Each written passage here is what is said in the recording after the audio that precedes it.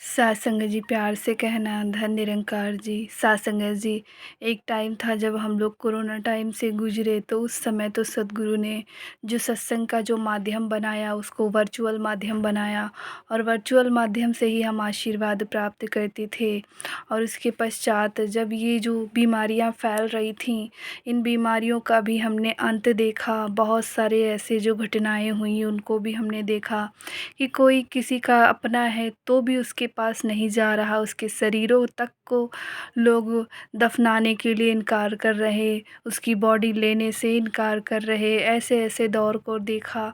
तो साथ संगत जी, भाव यही कि जो हमारा अपना है उसने भी हमारा साथ छोड़ ही देना है। जब एक समय अपना जब सामने मौत किसी को दिखाई देती है तो लोग अपने भी साथ छोड़कर चले जाते हैं। कोई भी साथ नहीं रहेगा आपको। और इतनी जो सारी चीज़ें संसार में हो रही हैं, ये सब देखकर भी अगर हम इस माया को नहीं समझ पा रहे, नहीं जान पा रहे कि संसार में क्या हो रहा, तो कहीं न कहीं कमी हमारी ही समझ में है कि हमें ही समझ नहीं आ रहा कि ये दुनियावी चीज़ें तो यहीं रह जानी हैं, यहीं छूट जानी हैं। हम अकेले आए थे इस संसार में और हमें अकेले ही जाना है। ये जितनी भी यात्रा हमने यहाँ इस जगह बिताई, इस धरती पर बिताई, वो हमारी जो लाइफ जिसे हम कहेंगे कि हमारे जन्म से लेकर मृत्यु तक का जो समय था, वो हमारा हमने यहाँ व्यतीत किया। लोगों से रिश्ते बनाए, हम किसी के अपने भी थे, किसी के रिश्तेदार नातेदार सब कुछ थे। लेकिन जब अंत समय आएगा तो ये सारे ही पीछे छूट जाते हैं।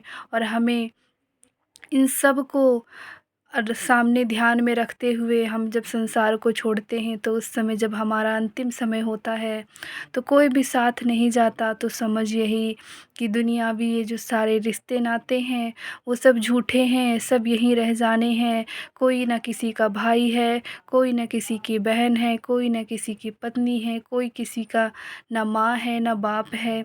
ये तो अकेले का जीवन है। ये तो जो सद्गुरु ने रूप दे दिया, रंग दे दिया, जहाँ पर जन्म देना था वो जन्म दे दिया।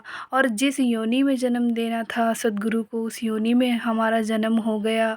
और शुक्र तो इतना कि सद्गुरु माँ ने हमें मानव योनि में जन्म दिया।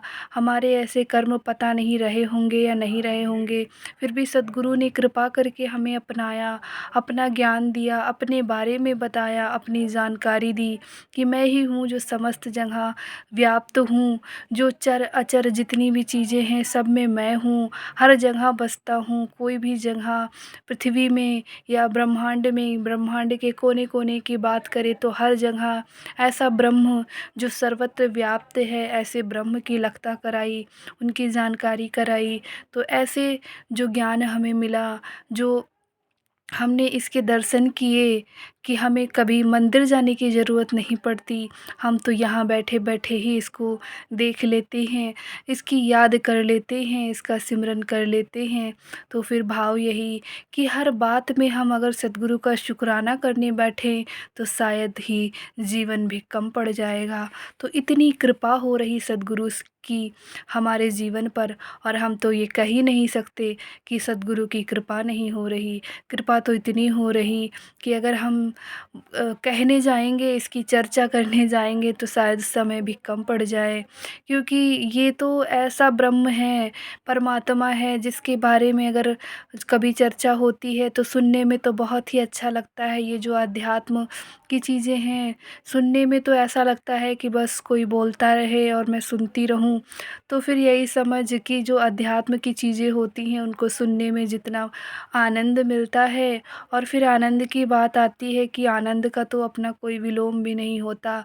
अगर आपको आनंद की अनुभूति हो रही तो फिर आपकी बढ़ोतरी ही होनी है। आनंद के बाद आपको परमानंद की ही प्राप्ति होनी है, इसमें कोई कमी नहीं रहनी। तो जब सद्गुरु इतना कुछ कर रहा है तो हमें हर पल इसका शुक्राना करना है, और शुक्राने में ही अपने जीवन को व्यतीत करना है कि सद्गुरु तेरा शुक्रिया, साहिब तेरा शुक्रिया, मालिक तेरा शुक्रिया। प्यार से कहिए धन निरंकार जी।